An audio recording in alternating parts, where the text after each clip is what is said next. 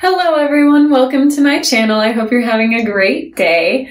I do have a 10-minute painting for you, but before I get into it, I wanted to quickly mention my website, CoreyFrankCreates.com. It is the best place to get to know a little more about me, to get in touch with me. You can sign up for my weekly email newsletter there, check out my online art shop and my gallery or sort of portfolio of work that I've done.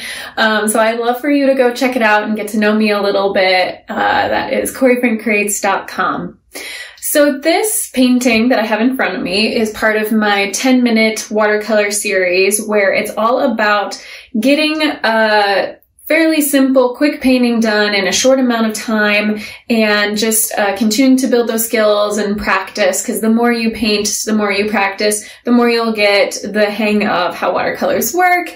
And you can also feel that sense of accomplishment from finishing a piece in a short amount of time. So I love birds, so I tend to do a lot of bird paintings. Today we have I believe it's a crow, although it might be a raven, but the reference image is linked in the description, so if you want to follow along, you're welcome to do that and find that image. Without any further ado, I'm going to go ahead and jump right into it.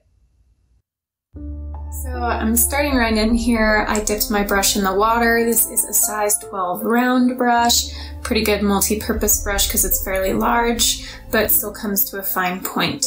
And if you haven't seen any of the other 10-minute watercolor paintings that I've done, just letting you know that I don't do a pencil sketch for these really quick pieces. Of course, for a larger piece, for pieces that will take longer, where I want them to be really accurate, I lay down a light pencil sketch before I even begin painting. But in these cases, with the 10-minute paintings, I just get straight to the painting. It's all about laying paint down quickly, being very loose and free with it, and really training your eye to observe what you're looking at, which in this case was the reference image that again is linked in the description. So I'm starting out typically with these 10-minute paintings, especially when it's an animal. I start with kind of a focal point or something that I'm going to base the rest of my painting around. So in this case, it is the crow's eye. So I am using black, and that is ivory black in my palette. And I'm staying right on the tip. Now, the paint that I first picked up, because I added water to my palette, was a little watery. So I'm laying in those kind of watered down little washes, making sure that I paint around the spot in the eye that is the highlight, that is kind of that white highlight spot reflected in the eye, and then slowly working on building up the areas where it's really, really dark, because the eye kind of has that really light, bright spot of the reflected light, and the rest of it is fairly dark. And then there's a light ring around the eye as well. So that is what I'm working on here. So I started out with the wet on dry technique, where I'm laying wet paint on a dry surface, and then as I started to add more of those dark tones, there's a little more of that wet into wet technique, where I'm putting wet paint on an already wet surface, or there's already wet paint laid down. I added a little bit of manganese blue to kind of the edge of that highlight, because when the highlight transitions into the darker part of the eye, it's not a 100% hard line between the black and the white. There was a little bit of transition there, and it had a little bit of a blue cast to it, so that's why I used the manganese blue. And now I'm moving on. So I spent quite a bit of time getting that eye kind of fairly accurate, the shape, the shading, and now I'm moving on to really thick black paint, still working with the black here, to start getting the feathers and the shading around the eye. And you can see I left that light ring around there. And when I filled in that really dark paint, using that wet on dry technique around the eye, I realized the eye itself was not quite dark enough. So that can often happen where as you start working on other areas of your painting, you realize maybe what you initially laid down didn't get quite dark enough, so you can always just add more paint to it, especially after those first layers dry, just to build up the proper value.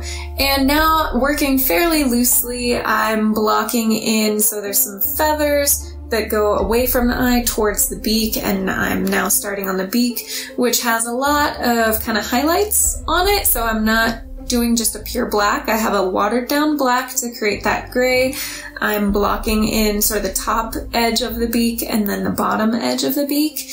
And from there, I go in to build up some of the areas that have the darker shading. And then I have that lighter tone already laid in for the lighter portions of the beak. And it's in those areas where I turn my brush a little more on the side to fill in sort of larger portions at a time. And then when I need to get more of a feathery texture or have thinner strokes, that's where I go to the tip of the brush. And something that's important to remember with these 10-minute paintings is that you're really not going for perfection and 100% super hyper realistic paintings. It's really about creating something that's recognizable, really trying to observe where things are located relative to other things within your image. So for instance, I said my sort of anchor or key focal point was the eye, and then I'm trying to look at my image and realize, okay, so the edge of the beak goes about that far away from the eye, and that part of the beak below it, the bottom portion of the beak and the chin is about this far away from the eye in this diagonal direction. You're just getting a sense of trying to have relative positions of the elements of your image related to each other. So that is something that comes with practice, and it's also why I, for pieces where I want to be really, really accurate, I of course create a pencil sketch first so I can make sure everything is blocked in and drawn in with correct proportions, correct spacing before I actually move on to painting. But again, for these quick pieces, it's a really great way to train yourself to observe exactly what you're seeing and kind of relate each portion of the piece to either your focal point or to multiple key points. Like, okay, here's the end of the beak and here's the back of the head, and they're about this far apart from each other, and all of that kind of stuff. So you can train your eye to do that, and the more you do it, the more it will come naturally. So kind of going back to what I was doing before I got into that spiel about related parts, is I have still fairly watered down washes of black. And when I say washes, I typically mean fairly loose, somewhat watered down paint that you're just really stroking in very quickly, blocking in the shape, and again, not worrying about perfection here. What I'm trying to do is get a sense of texture, so having some of those brush strokes show through to get that, suggest that idea of feathers and a feathery texture, and then also in the areas where it's really, really dark, because it's not just going to be 100% pure black over the whole bird. There's going to be some portions that have sort of a sheen to them from the light shining on the feathers. There's going to be some areas that include a little bit of color, just like this, and I pushed it a little further, but I love especially crow feathers, and even on the sort of lighting on the beak. And again, I just really pushed this pretty far. I used the Viridian green, which is a really lovely kind of teal emerald green, but I really pushed it further than you typically see in reality. But in reality, when you see crow or blackbird or raven feathers, and you turn them a specific way in the light, they almost remind me of an oil slick when it's wet and shines in the light. You get that kind of muted rainbow of color. So that's what I did there, adding some of that Viridian green. And now I'm going back, now that those washes that I laid in for the beak have mostly dried, I'm going back in to define that line between the upper beak and the bottom beak.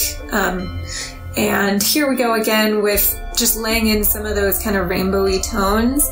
And they're much more subtle in the image, but I have the creative license, as the artist, we have the creative license to really kind of push color, maybe in a certain direction that's a little more fantastical. So that's exactly what I did. I used the Viridian green, that second tone was ultramarine blue, and then that third one is dioxazine purple. It's just really beautiful purple, so I loved laying that in. Starting to use some strokes, really dark strokes of paint on the tip of my brush for some of those feathers that are not laying exactly flat against his neck, and using a really watered down black paint. And I am using black throughout all of this. A lot of the time I use Payne's Gray in place of black or in combination with black, and this time I just used the pure black along with those hints of color. Raw sienna is a beautiful gold, and I was detecting some hints of kind of a golden yellowy orangish tone in the feathers. So again, I just went in using that wet on wet technique, just kind of stroking in that color, letting it spread wherever there is wet paint already, and just letting it go with that, and being really happy with that sort of free, loose style, not painting every single detail. And I knew I was getting close to the end of my painting, so I just kind of quickly reinforced some of the edges of the top of the head, the feathers on the top of the beak, started to add a few more strokes down at the bottom here of his, sort of where his breast is, or the top of his chest on this bird. So just kind of stroking in some of that and letting it, not painting the whole body. I just wanted this to be more of like a bust up type of portrait. So really got a nice dark loose tone in there for the kind of back side of the neck. And then I love always adding just a little bit of whimsy. So I picked up quite a bit of black paint, dipped it in my water, and then just tapped the brush over the top of the paper to get a few splatters. I could have gone further with it, but I knew I was out of time, and I think it was right around here where technically my 10 minutes ran out, but I went ahead, finished the signature really quick so I could say I had finished the piece, and that's all there is to it. That was the end of that, and I was had just a lot of fun with this, and if you decide to paint it too, I hope you did as well. Thank you so much for watching. I hope you enjoyed that. If you did, please give this video a thumbs up. Go ahead and subscribe to my channel if you haven't already. I'd really appreciate it. Until my next video, be kind to yourself, be kind to others. God bless, and I will see you soon.